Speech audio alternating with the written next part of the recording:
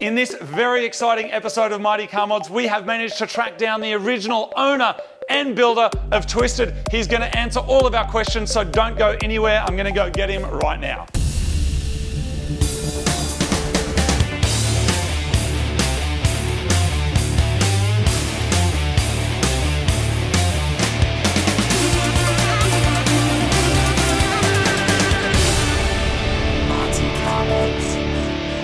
Everybody, we have a very exciting episode of Mighty Car Mods. He's about to see this car for the first time in 10 years. Everybody, we found the original owner and builder of Twisted. This is Ray.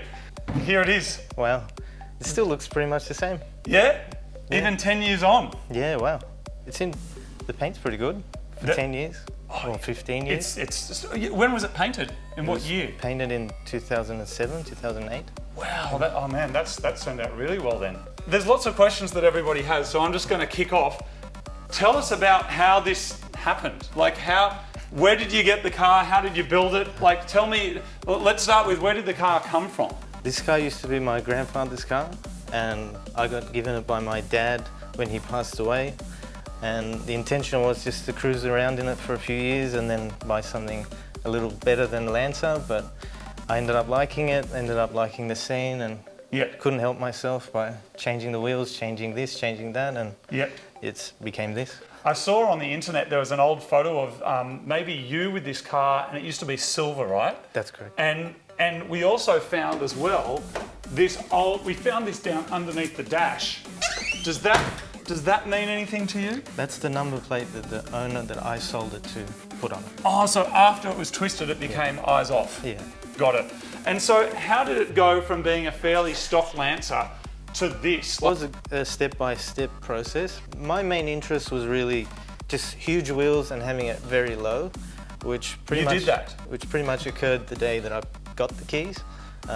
But then from there, when you realize how easy it is to have it painted, have the engine changed and whatnot, it was, let's do it, why not? It's simple and everyone else is doing it and it's fun, and you got friends that are doing it and you can all enjoy it together, so why not? That's awesome. Let's have a quick chat about what's under the bonnet here, because obviously you got an Evo 3 front cut, is that right? It's an Evo 1 front cut. Evo 1, is it? Okay. And what was the process of actually getting that to fit in here? Tell us about how that went down. Well, basically the sedan and coupe Lancers, from the dashboard forward, the chassis is exactly the same. What makes the front look different are obviously different panels and lights.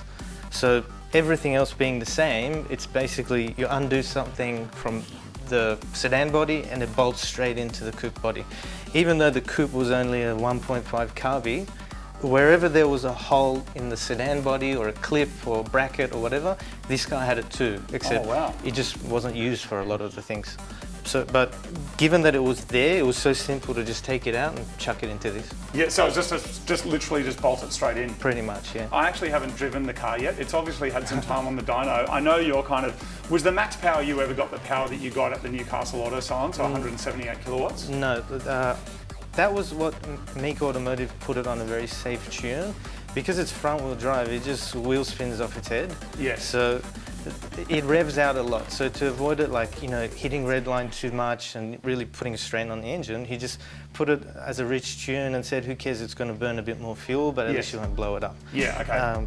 But then one time I got invited by someone to a dyno day at some workshop, and he said, bring your car because there'll be a lot of front wheel drive cars. So he tweaked it a bit, leaned it out a little bit more, and it got 212. 212, okay. So now it's, have you seen the video of how this has gone since? Yeah, I saw it on the dyno, and I'm glad you took that dumb air filter off. Yeah, man, it sounds so good. Did you know that the air filter was completely blocking the intake pipe? I never had the air filter on there. Oh, did you just run it like this? I used to drive it like this, yeah. Yeah, okay, for the extra sound, of course, for the dose.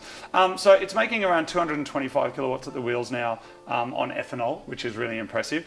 Is this here kind of looking similar to how it looked? I imagine if anything's going to look different, this is what's going to look most different since you've seen the car. The only thing different is what you did with the ignition stuff. Yep.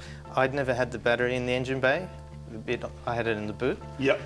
Is there still possibly a battery in the boot, like hidden underneath where the speakers are? Well, the other thing is those wires that you found dangling under the car, that was never there when I owned it. So yeah. Oh, really? Okay. I have a feeling that's got something to do with them bringing the battery back into the engine bay, perhaps. Right. But I doubt there'd be 2 batteries. Yeah. I mean, it's a bit silly. If you've gone to the effort to bring this one to the front, they probably took that one out. Yeah. You may have seen there's quite a number of people that have claimed that they were the builder of this car or the previous owner. He showed me some ID. It's actually him, by the way, but we have had a lot of people that have suggested that it was them, probably because they wanted the E-fame of sorts. But have you kept up with kind of who the car was sold to over the years and how much it kind of sold for? I've got no idea. I just know the guy that I sold it to. He took it to Wollongong somewhere. And that was in 2009, is that right? Late 2009. And how much did you sell it for then? I think it was 17. 17 grand. So the person that I bought it from, do you know how much they bought it for? No idea. You're probably not going to like it. $500. That's a bargain. It's a bargain. So I thought I had a bargain at $4,000. It turns out that person, it was blowing head gaskets and they thought there was something wrong with it, so they moved it on. We basically put a battery in it and, you've seen what we've done in the series. It's spent hours on the dyno, it's working, it's making reliable power, which is testament to you and the team that kind of put it together. Probably something that everybody really wants to know, and I'm hoping you'll share it with us, if you know, is how much this build cost you back in the day. Because back in the day, stereos like that are expensive, the interior is off its charts. We made some rough guesstimates, but I would love to, do you know how much it cost? I don't actually know an exact figure, I never kept count, but it's definitely not 80 grand. Oh, it's not 80 grand? No, it's much less than that. It's probably, much less? Probably like 30, maybe 40. Okay. Because if you compare this car to other cars of that spec era, this is actually quite tame.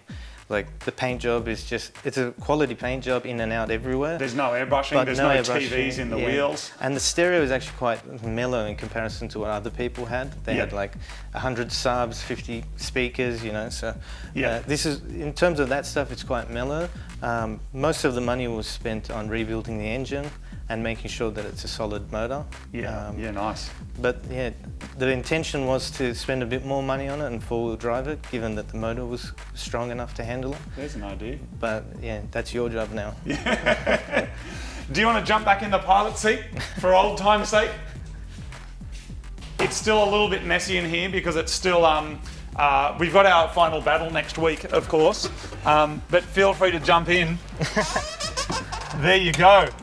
How does it feel to be back in the seat? Wow, it brings back memories, and it's good to see that all the climate control and everything from the Evo that we transplanted in is still there. Yep. Does it smell the same? No, it smells very different. Yeah, what does it smell like now? It smells like sweat and grease. Just things that have come out of various human beings. Can you run me through this? Because this is something that you don't see anymore, but this is something that Marty and I both thought was awesome. What was the rationale behind having this here? Was it for the passenger, or was it just because there wasn't enough room in the cluster? So the original car, the 1.5 litre, the cluster that it had didn't have a tachometer. Okay. So I bought that tachometer because back then it was the trend to have one, and it was sitting up here, I think. But then when we did the interior, Doran moved it and positioned it there to do something different. We didn't really need it, given that we put the Evo cluster in, and that's got a tachometer. Yep. But yeah, it was something different. Okay. And, yeah, I didn't mind it.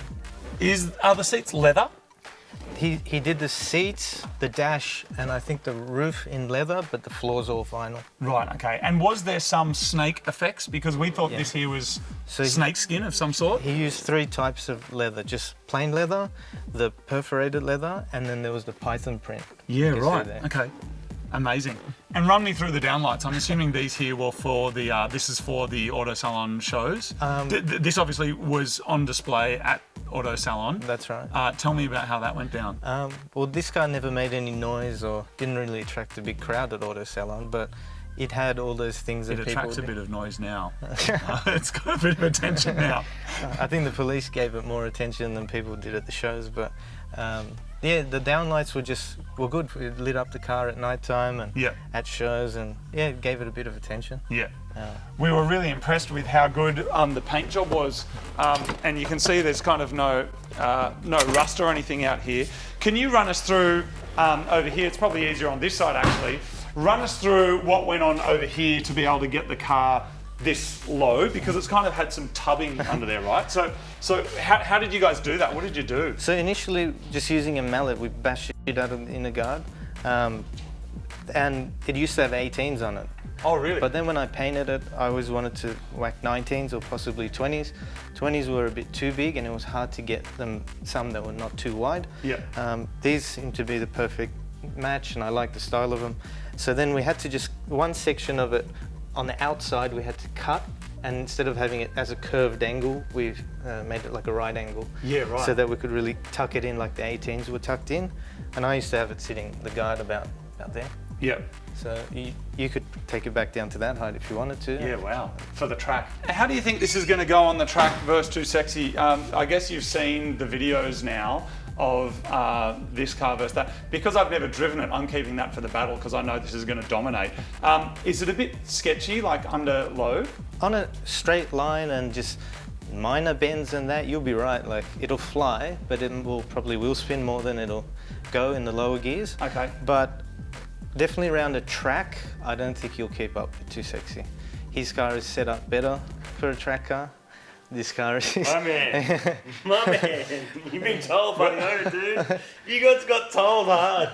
This car just weighs too much. I'll give you some catch on. This will go faster in a straight line though, won't it? If you can get the grip down, 100%. Neither of us there, are getting there we go. There we go. 100%. Now, what I do want to say is, I think you've done a really cool job with this car. Appreciate it. We, as we said originally when we did the car as well, we have a lot of respect for you and the team that put the car together because it's done so well. It's not a style that we see anymore, and I think it has some kind of historical significance. Can you tell me what went down when this car suddenly appeared on the internet and you hadn't seen it for 10 years? Like, how did you... I mean, you obviously sold the car, and then 10 years later, there's, millions of people looking at this thing. How did you hear about it, and how did that go down? Well, I think you've made 1 or 2 videos, and then somebody tagged me on Facebook in one of your videos, and I was actually surprised to see it, because usually these show cars, once they get sold, you hear a few years out later they've either been smashed or just destroyed somehow. So to see that it was still in the same way that it was, and someone had put these wheels back on it, given that the second owner changed them, it was quite good. I was impressed, but I was surprised as to why it wasn't running, like what was wrong with it, but then watching your videos was great. You brought it back to life. Yeah, awesome.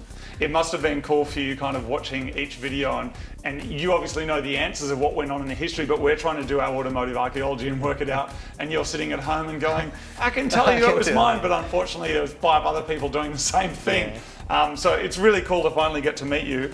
And I guess the last thing I would ask you is that there's, particularly in Australia, we don't see it as much in Japan, people are very conservative in the way that they do their cars. Even if they're doing kind of more wild mods, they're still doing it within a kind of criteria that they think is kind of cool within that scene. You obviously were kind of doing part of that at the time, but you made something that I think now is particularly unique. What would you say to people out there now who are modifying their cars and kind of don't know whether they should do it or they're scared of certain mods? I mean, you've been there, you've done that. You've now had like this resurgence of this car on the internet. So what would you say to somebody who's out there modifying their cars and maybe worried what people are going to say about it? Well, unfortunately, in terms of what people are going to say, someone's always going to bitch about your choice, your style, and criticize you for no good reason. So don't worry about those people. Who cares?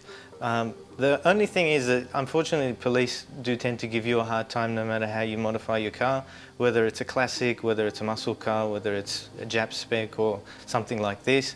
But if you want to do it, if it gives you happiness, if you enjoy it, you should do what you like, makes you happy. But then you just got to expect some of the consequences, or perhaps do it in a way that they might not give you as hard a time. Yeah. So, for example, a lot of people, they lower their cars by driving around on chopped springs. I mean, you can do that, but then not only are there police consequences, let's say, but, the spring might pop out or something. So there's always a certain way you can do it, which you might draw less attention to yourself, or police might not give you as much a hard time, but go for it, do it, I reckon. Awesome. Man, thank you so much for your time. Thank you you. for coming down. And yeah, it was really, really nice to meet you.